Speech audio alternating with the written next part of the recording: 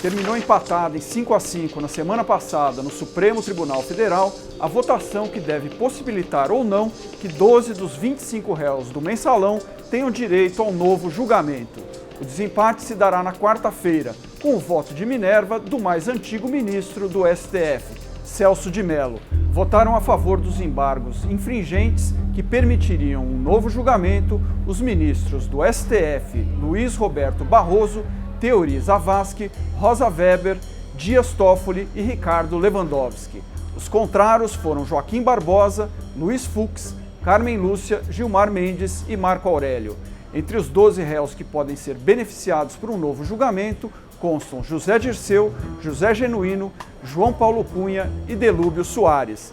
As penas de vários deles também podem ser reduzidas ou alteradas do regime fechado para o semiaberto. Estou aqui para falar sobre esse assunto com o Marcelo Coelho, colunista da Folha, que vem acompanhando com lupa esse processo desde o início, escrevendo colunas na Folha, e Flávio Ferreira, que é jornalista do Caderno Poder e advogado. A grande surpresa na sessão de quinta-feira no STF foi o fato dos ministros Gilmar Mendes e Marco Aurélio Mello terem postergado ao máximo a sessão e empurrado a decisão do voto de Minerva, Celso de Mello, para a quarta-feira que vem.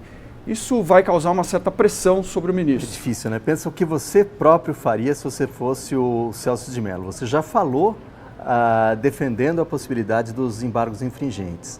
Você agora teria que remexer algum argumento, dizer que você mudou de ideia. Você, como juiz, você passou há 40 anos mantendo um certo respeito pelas suas próprias teses de jurisprudência e agora, porque está 5-5, você tem que mudar. Por outro lado, ele também é o único remanescente na atual composição do Supremo a ter participado da absolvição do Collor. Então ele vai ser o sujeito que absolveu o Collor e agora tira o Zé Dirceu e companhia da cadeia. É um peso forte para ele. Não, nenhuma pressão, e quanto à responsabilidade, ela é inerente ao cargo judiciário.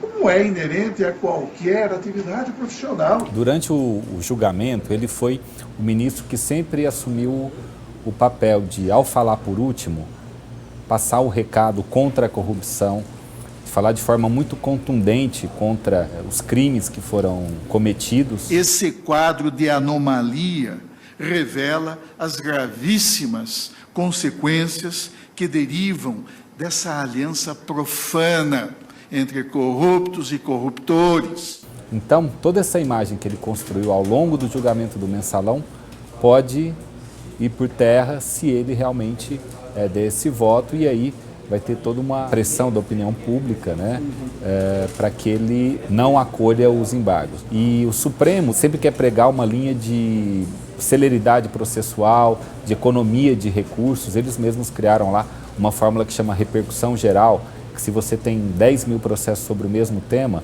você julga um e aquilo vale para todos.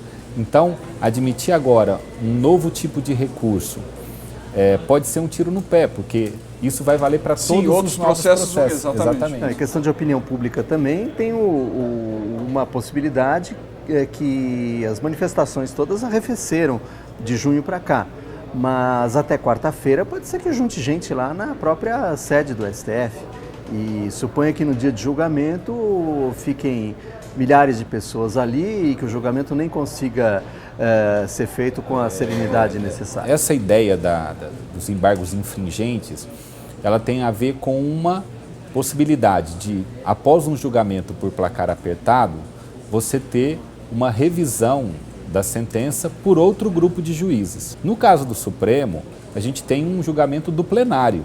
Então não existe um outro plenário. Uma aceitação dos embargos infringentes vai fazer com que o mesmo tribunal faça uma revisão de um julgamento anterior que durou 5 meses. E o Gilmar Mendes também falou uma coisa interessante. Ele disse assim, tá certo, você pode até admitir que um tribunal reveja a sua posição, mas esse tribunal, esse julgamento do mensalão durou meses. Então, ao longo dos meses, houve tempo também para cada um dos seus membros fazer uma revisão. E você, Marcelo, fez uma declaração de caráter premonitório aqui na TV Folha há alguns meses, dizendo que nós vamos chegar quase no final do ano que vem, ou seja, em 2013, e não vai ter ninguém preso por conta do processo. É o que está pintando aí, né?